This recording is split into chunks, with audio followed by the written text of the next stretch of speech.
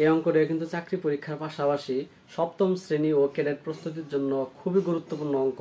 প্রথমে শর্টকাট করে দেবো, পরে হচ্ছে বিস্তারিত করে দেবো। অবশ্যই শেষ পর্যন্ত দেখবেন এবং অন্যদের দেখার সুযোগ করে দিবেন।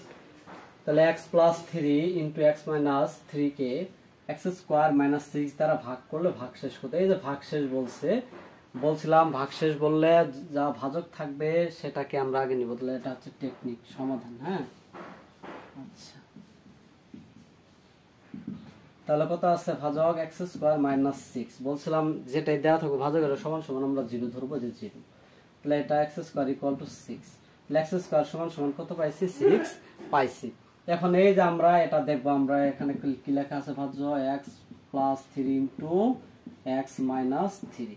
এটা কিন্তু একটা সূত্র হয়ে আছে। প্রথম যে অঙ্ক করাইছিলাম সেখানে কিন্তু বলেছিলাম যে a plus b into a minus b এর সূত্র হচ্ছে কি a square minus b square. তাহলে a plus b into a minus b, a মানে হচ্ছে x, b মানে হচ্ছে 3। তাহলে a square minus b square এই সূত্র কিন্তু লেখা যায়। তাহলে এখানে আমরা মান বসাতে x স্কোয়ার সমান পাইছি কত? 6। আর x স্কোয়ার সমান সমান কত পাইছি আমরা? 6 পাইছি। তাহলে হচ্ছে কি এখানে মাইনাস 3 স্কোয়ার। তাহলে এখানে 6 থাকলো 3 স্কোয়ার মানে কি দুইটা আমাদের 3 কি করতে হবে? গুণ করতে হবে। তাহলে 3 3 কে 9। তাহলে দেখেন এখানে প্লাস 6, এখানে হচ্ছে মাইনাস 9। তার মানে 9 থেকে যদি 6 বাদে থাকে 3, কিন্তু যেহেতু 9 পরে এর আগে কি আছে? মাইনাস আছে, সেহেতু আমরা কি দেবো? মাইনাস 3 দেবো। এটা যদি সংখ্যার আকারে দেখায় তাহলে কিন্তু আরো সুন্দর বোঝানো যাবে। এটাকে যদি আমরা লিখে এটা সংখ্যার আকারে ধরলাম, এটা 0 ধরলাম, এগুলো হচ্ছে প্লাস 1 1 2 3 4 5 6 ধরলাম, আর এগুলো হচ্ছে কি minus 1 minus 6 minus 5 minus 4 minus 3 minus 2 minus 1, এরকম আরো আছে, মাইনাস 9 আছে। তাহলে প্লাস 6, প্রথমে আমরা প্লাস 6 যেহেতু আছে এই যে আমরা 6 ঘরে যাব, আমরা 6 ঘর কি করলাম? ডানে গেলাম। এরপর আছে হচ্ছে মাইনাস 9। তো মাইনাস হলো কি বাম দিকে চলে আসতে হবে। কয় ঘর? 9 ঘর। তাহলে এখান থেকে যদি 9 ঘর আসে 1 2 3 4 5 6 7 8 9, এই যে 9, তাহলে কোথায় আসলাম? মাইনাস 3।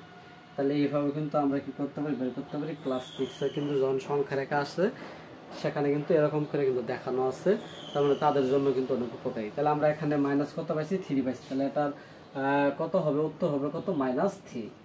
এটা হচ্ছে কি সংক্ষেপ। প্রিলিমিনারির জন্য আসলে এইভাবে কিন্তু করে দেব, বেশি সময় লাগবে না। এখন এটা বিস্তারিত করে দেব। এখানে ভাজক হচ্ছে x স্কয়ার মাইনাস 6, যেহেতু এটা ইনটু গুণাকার আছে সেহেতু আমরা তার মানকে লিখব। x স্কয়ার মাইনাস কত লিখছিলাম? 3 স্কয়ার, এটা লিখছিলাম। তাহলে মনে তো আছে আমাদের কি দ্বারা গুণ করতে হবে বলছিলাম?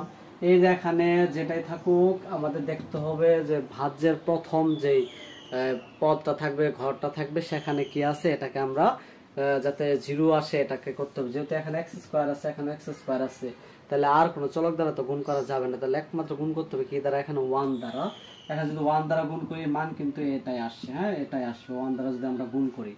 যদি 1 দ্বারা গুণ করা হয় একই মান আসবে। তাহলে x স্কয়ার মাইনাস 6 থাকবে। তাহলে x স্কয়ার মাইনাস 6। ওকে,